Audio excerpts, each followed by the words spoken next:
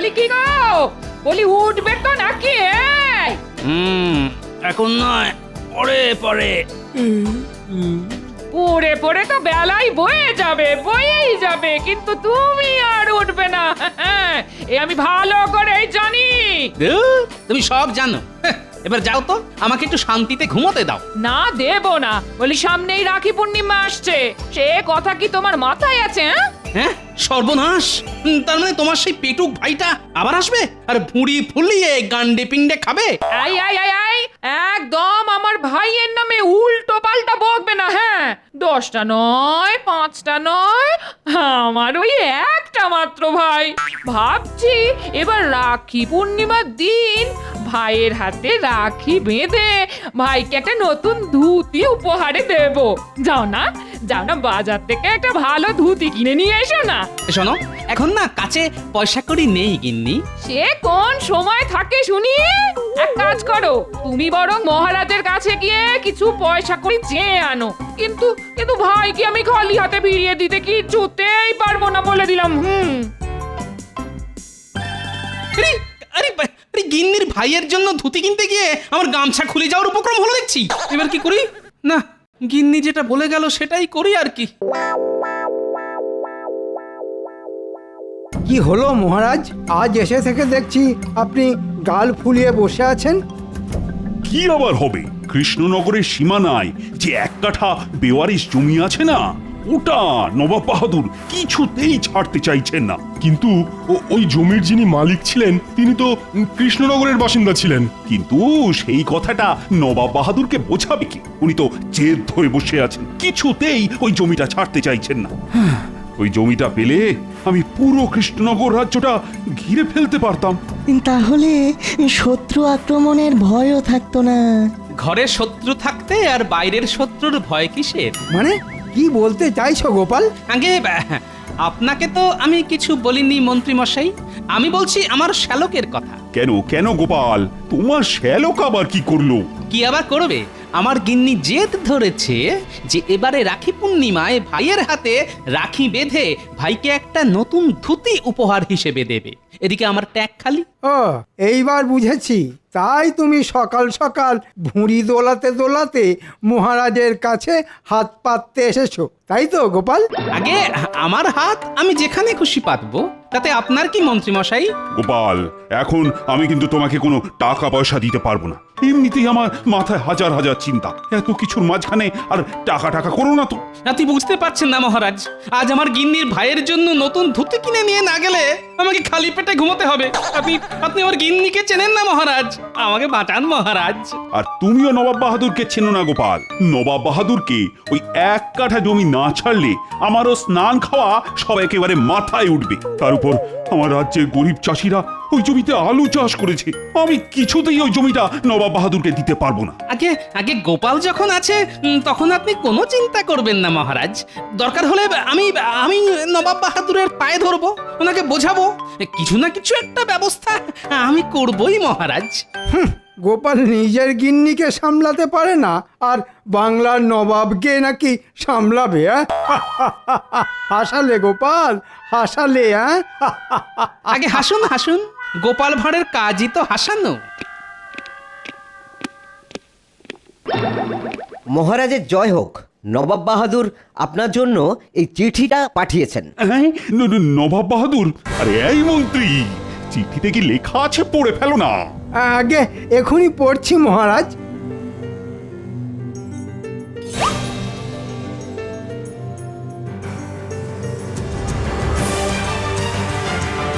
সর্বনাশ, নবাব বাহাদুর লিখেছেন আগামী পূর্ণিমার মধ্যে কৃষ্ণনগরের সীমানায় যে এক কাঠা জমি আছে ওটা ওনার নামে লিখে না দিলে উনি আপনাকে বিরিয়ানির হাঁড়ির মধ্যে ঢুকিয়ে সেদ্ধ করে দেবেন।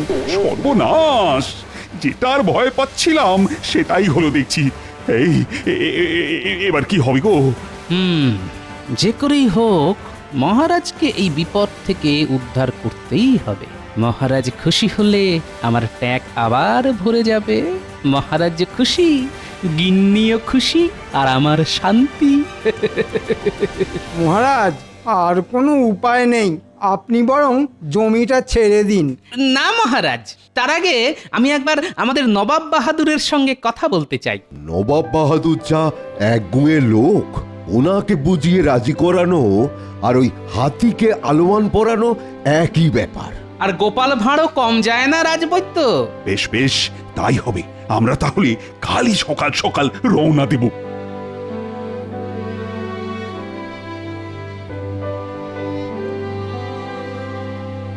কই গো, একটু জল দাও।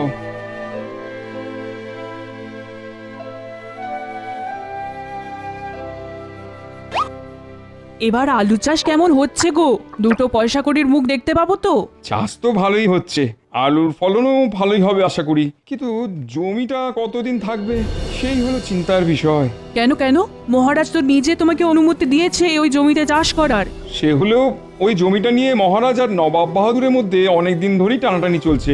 এই তো কদিন আগেও নবাব বাহাদুর লোক পাঠিয়েছিলেন জমিটা কি অবস্থায় আছে সেটা দেখার জন্যে।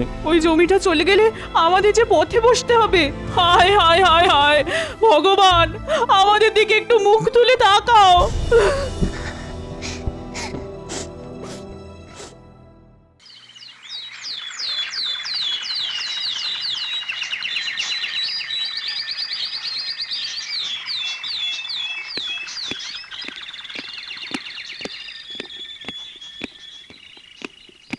এই দেখুন জাহাপানা, মহারাজ কৃষ্ণচন্দ্র একেবারে দলবল নিয়ে চলে এসেছেন। এসো এসো কৃষ্ণচন্দ্র এসো, ওই জমিটা আমার নামে লিখে দিতে এসেছো বুঝি? না মানে আপনি আরেকবার একটু ভেবে দেখুন নবাব বাহাদুর, ওই জমিটা পেলে আমার কতটা উপকার হবে। উপকার তোমার হবে তাতে আমার কি? আর তুমি প্রজাদের ওই জমিতে চাষ করার অনুমতিও দিয়েছে শুনলাম। তোমার রাজ্যের এক প্রজা ওই জমিতে আলু গাছ বসিয়ে আলু চাষও শুরু করেছে। কি ভেবেছিলে কৃষ্ণচন্দ্র? আমি কিচ্ছু জানতে পারবো না? না না আমি মানে নবাব বাহাদুর, ছোট মুখে বড় কথা, তাও বলি, ঝামেলা না করে আলোচনা করে সব মিটিয়ে নিলে হয় না? দেখেছেন জাহাপানা, মহারাজ কৃষ্ণচন্দ্র যেই বিপদে পড়েছে অমনি গোপালকে বগল দাবা করে নিয়ে এসেছে। আলোচনা মানে কিসের আলোচনা? এই এই যেমন জমিটা যেমন আছে তেমনই থাক।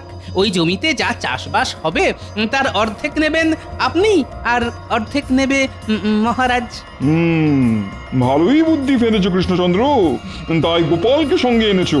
তবে আমিও ছেড়ে দেবো না, বুঝলে? দেখুন না নবাব বাহাদুর, যদি আলোচনা করে সব মিটিয়ে নেওয়া যায় তাহলে ভালোই হয়। আপনি যে প্রস্তাব দেবেন আমরা তাতেই রাজি, শুধু জমিটা যেমন আছে তেমনই থাকবে। তাই নাকি? আমি যে প্রস্তাব দেবো তাতে তোমরা রাজি? বাহ বাহ বাহ বাহ বাহ। তাহলে শোনো কৃষ্ণচন্দ্র, আমি চাই ওই জমিতে কোনো মানুষ যেন পা না দেয়। ওই জমি আমি না পেলে কাউকে পেতেও দেবো না। হ্যাঁ, আবার কেমন প্রস্তাব নবাব বাহাদুর? কেন কেন? একটু আগেই তো তোমার মন্ত্রী বললো আমি যে প্রস্তাব দেবো তোমরা নাকি তাতেই রাজি। আগে তাই হবে নবাব বাহাদুর, আমরা কেউ ওই জমিতে পা দেব না। কিন্তু ওই জমিতে আমাদের রাজ্যের এক গরিব প্রজা আলু চাষ করেছে, তাকে যদি আপনি অনুমতি দেন, যতদিন না ফসল ফলছে ততদিন ওই জমিতে পা দেওয়ার, তাহলে খুব উপকার হয় নবাব বাহাদুর। না না না না, আমি এক কথার মানুষ। আমি যখন বলেছি তখন আজ থেকে ওই জমিতে কেউ পা দেবে না, মানে কেউ পা দেবে না। কথার খেলাপ হলে আমি কিন্তু ওই জমি কেড়ে নেবো, এই বলে দিলাম। আচ্ছা, মুশকিল তো। পুটির বাবা ওই জমিতে এত টাকা খরচা করে আলু চাষ করেছে, ফসলের মুখ না দেখলে যে ওদের পরিবারটা পথে বসবে। এদিকে নবাব বাহাদুরও জেদ ধরে বসে আছেন। না, এবার কিছু একটা করতেই হবে।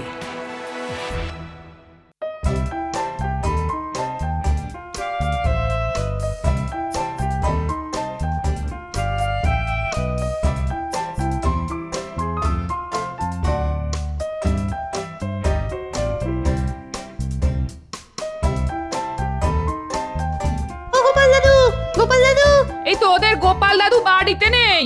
কোথায় গেছে গোপাল দাদু? তোদের গোপাল দাদু মহারাজের সঙ্গে মুর্শিদাবাদে গেছে। আর তোরা চারজন কেন? মুটিকে দেখছি না তো। ওই জন্যই তো আমরা গোপাল দাদুর কাছে এসেছি দিদা। পুটি বলেছে এবার নাকি ও আমাদের রাখি পরাবে না। সে কি? পুটির আবার কি হলো? কারবার কি হয়েছে? পুটির গো পুটির, পুটি বলছে এবার নাকি ও রাখি পড়াবে না। এই ন্যাপলা গুলটে ন্যাপা পুচকে, তোরা কিছু বলিসনি তো পুটিকে? না গোপাল দাদু, আমরা কিচ্ছু বলিনি। চল তো একবার কি দেখে আসি পুটির আবার কি হলো।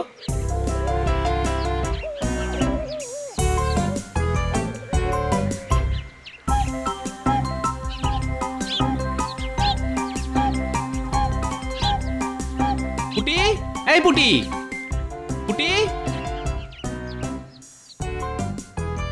এই যে কি হয়েছে রে তোর? কিছু না গোপাল দাদু। না না না না, কিছু একটা তো হয়েছে, বল বল বল।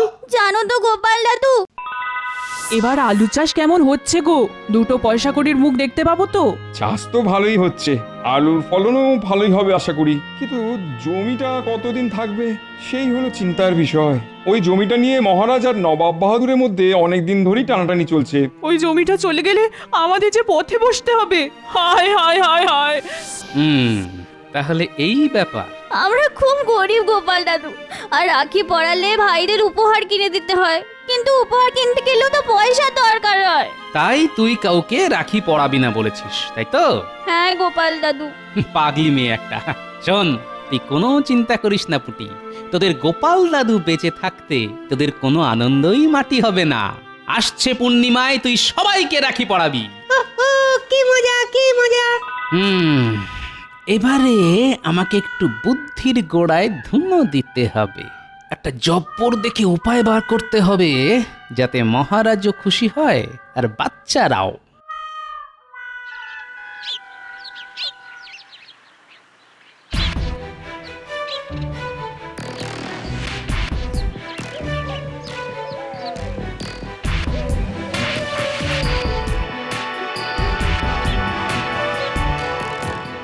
এই ওঠো ওঠো, এই জমি থেকে ওঠো।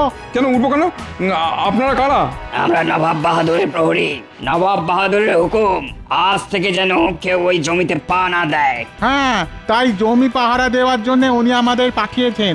এবার তাড়াতাড়ি জমি থেকে পা তুলে নাও, না হলে সারা জীবন কারাগারে কাটাতে হবে, এই বলে দিলাম। না না না, আমার ঘর সংসার বউ বাচ্চা আছে, আমি কারাগারে থাকলে ওদের দেখবে কে? আমি চলে যাচ্ছি, আমি চলে যাচ্ছি, এক্ষুনি চলে যাচ্ছি।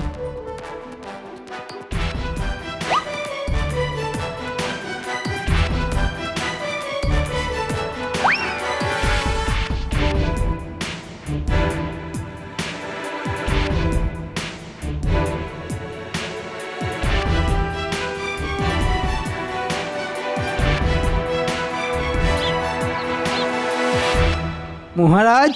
এই যে মন্ত্রী, তুমি হলে যত নষ্টের মূল। কেন মহারাজ, আমি আবার কি করলাম? তোমাকে কে বলেছিল, হ্যাঁ? কে বলেছিল নবাব বাহাদুরের সামনে মুখ খুলতে? এই তোমার জন্যই নবাব বাহাদুর অমন একখানা প্রস্তাব দিলেন, আর আমাদেরও সেটা মুখ বুঝে মেনে নিতে হলো। একটু বোঝার চেষ্টা করুন মহারাজ, তখন ওরকম না বললে নবাব বাহাদুর আরও রেগে যেতেন। এখন জমিটা নবাব বাহাদুরেরও না, আপনারও না। সেটাই তো সমস্যা। ওখানে আলু চাষ করেছে আমারই রাজ্যের এক প্রজা, তার কি হবে শুনি এখন? তার কথা বাদ দিন, জমির ঝামেলা মাথা থেকে নেমেছে এই অনেক। মহারাজ, আমাকে বাঁচান মহারাজ। তুমি তো ওই জমিতে আলু চাষ করেছিলে, কি তাই না? আগে হ্যাঁ মহারাজ, একটু আগে নবাব বাহাদুরের দুজন প্রহরী এসে আমাকে জমি থেকে পা তুলে নিতে বললেন, আর বললেন ওই জমিতে আর কোনোদিনও পা না দিই, তাহলে নাকি আমাকে সারা জীবন কারাগারে কাটাতে হবে। সে কি? এক কাজ করো, তুমি বরং চাষবাস ছেড়ে অন্য কোনো ব্যবসা শুরু করো। ওই জমিতে আর কোনো মানুষই পা দিতে পারবে না। অনেক কষ্ট করে ওই জমিতে আলু চাষ করেছি মহারাজ, ফসল তুলতে না পারলে যে আমার অনেক ক্ষতি হয়ে যাবে। আমাকে সাহায্য করুন মহারাজ, আমার বউ ছেলে মেয়ে না খেতে পেয়ে মরে যাবে। গোপাল ভাঁড় বেঁচে থাকতে সেটা হবে না পুটির বাবা। গোপাল? ওহ, তুমি আবার কি করবে? দেখুন না শুধু কি করি। পুটির বাবা, বলো গোপাল দাদা। আসছে রাখি পূর্ণিমার মধ্যে তোমার গাছের আলু ফলবে তো? সে রোজ যদি গাছে জল দেওয়া যায় তাহলে ফলবে বই কি। বেশ, তুমি রোজ তোমার চাষ করা আলু গাছে জল দেবে, কিন্তু পাশের জমিতে দাঁড়িয়ে ছুঁড়ে ছুঁড়ে ভুলেও ওই জমিতে পা দেবে না। তারপর বাকি কাজটা গোপাল করবে। এই গোপাল, এই কি চলছে বলো তো তোমার মাথায়? বুদ্ধি মহারাজ, বুদ্ধি। আমি ঠিক ওই জমির আলু বার করে আনবো, তাও জমিতে পা না দিয়ে। সত্যি? আগে সত্যি সত্যি সত্যি তিন সত্যি।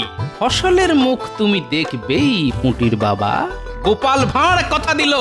বেশ বেশ গোপাল, আমার না তোমার উপর পূর্ণ বিশ্বাস আছে।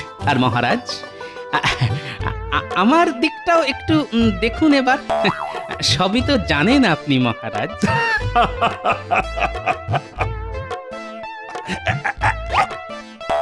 এই না এই না, এটা দিয়ে আপাতত কাজ চালাও, বাকিটা দেব কাজ হওয়ার পর।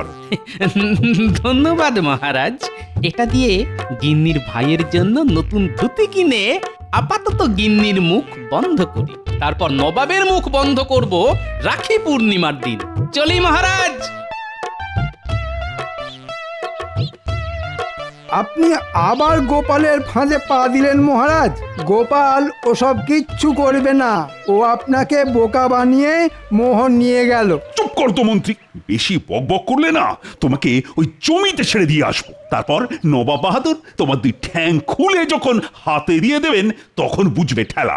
ওরে বাবা রে, না না না না না, আমি আর কিচ্ছু বলবো না।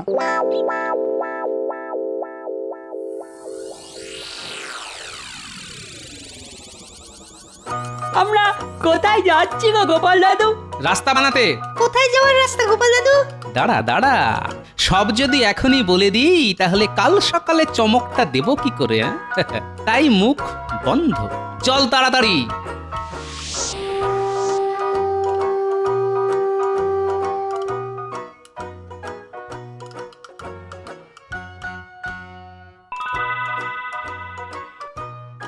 এই যে পুটির বাবা, তাড়াতাড়ি চলে এসো, আলু তুলতে যেতে হবে তো। হ্যাঁ, কি বলছো গোপাল দাদা? ওই জমিতে পা দিলে যে নবাব বাহাদুর আমাকে কারাগারে ঢুকিয়ে দেবেন বলেছেন। গোপাল থাকতে ওটি হবে না যে। এই গোপাল, আরে তুমি কি করেছো বলো তো? চলুন মহারাজ, গেলেই সব দেখতে পাবেন।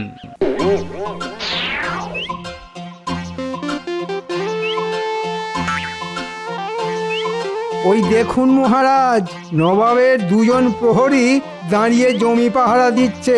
দিক, ওদের কাজ ওরা করুক, আর আমাদের কাজ আমরা।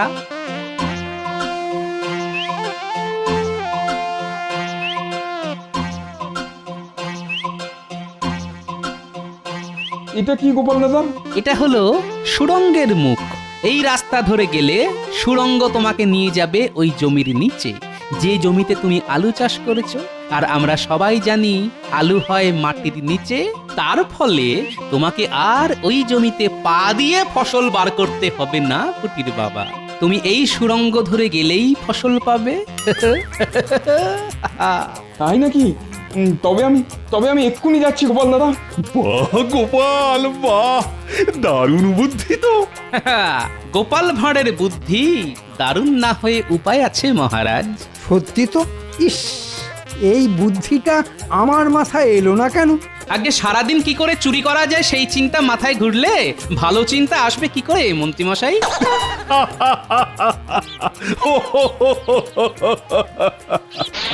এই দেখুন মহারাজ, আমার চাষ করা ফসল, এবার এগুলো বাজারে বিক্রি করে আমি সংসার চালাতে পারবো। আমার ছেলে মেয়েগুলো খেয়ে পড়ে বাঁচতে পারবে। ধন্যবাদ ধন্যবাদ মহারাজ। সব হয়েছে এই গোপালের জন্য, তাই ধন্যবাদ দিতে হলে আমাকে নয়, গোপালকে দাও। একজন সৎ কর্তব্যপরায়ণ রাজ্যবাসী হিসেবে এ তো আমার কর্তব্য মহারাজ।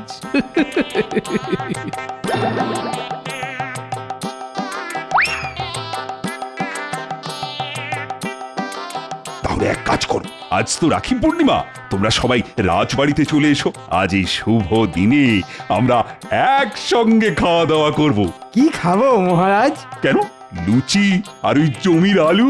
আমি নিজে দাম দিয়ে কিনবো ওই জমির আলু। আমাকে বিক্রি করবে তো? কি যে বলেন মহারাজ, অবশ্যই অবশ্যই করব। কি কৃষ্ণচন্দ্র এত বড় সাহস? এই উজির, ঘোড়া বের করো, আমি এক্ষুনি কৃষ্ণনগরে যাব।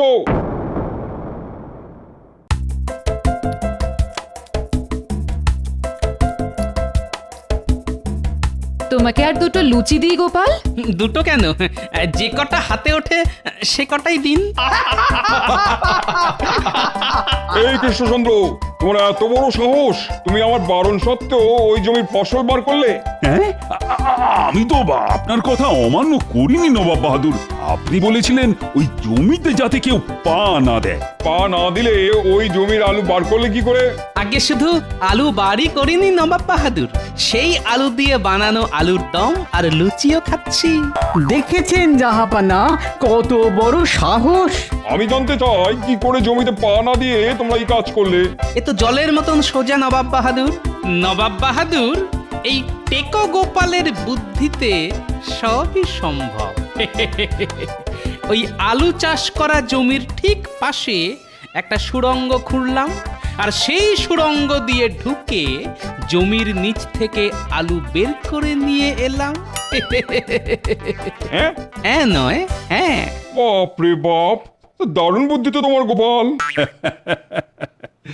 তাহলে আসলে আমি কপাল করে একটা গোপাল পেয়েছি, কি বলে নবাব বাহাদুর? সে তো বটেই, সে তো বটেই।